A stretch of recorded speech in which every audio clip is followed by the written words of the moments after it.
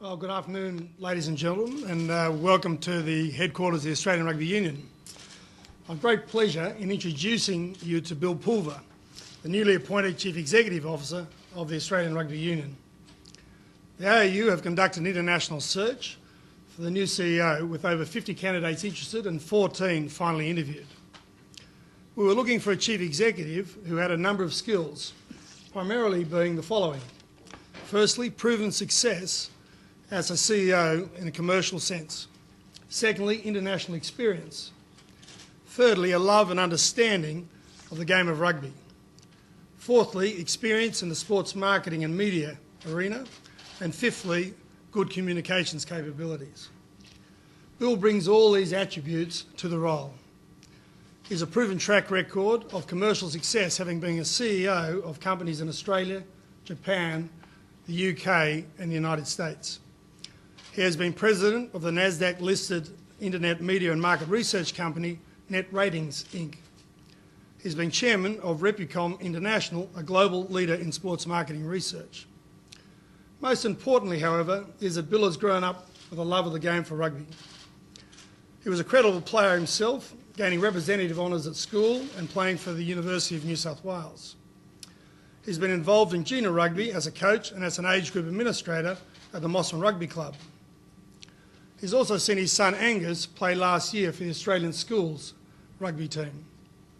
Originally, he comes from Tamworth, and so he has a good sense of rugby in the bush. The Australian Rugby Union Board and myself as chairman are very pleased to have someone of Bill's calibre as our new Chief Executive. I now ask Bill to make a few initial comments before opening up for questions. So, Bill. Thank you, Mike, and good afternoon, ladies and gentlemen. I feel privileged and excited to take up this role for the ARU and enter the world of Australian and international rugby.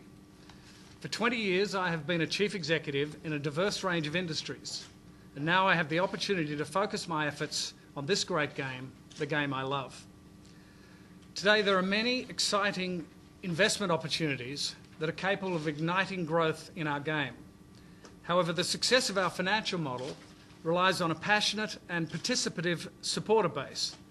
In the short term, the challenge for our team at the ARU headquarters is to work with all the game's stakeholders to ensure rugby in Australia powers forward in a unified and energised force. I would like to see the ARU as an innovative and profitable leader in a prosperous global rugby community. And to achieve this, I feel there are several guiding principles that we need to consider.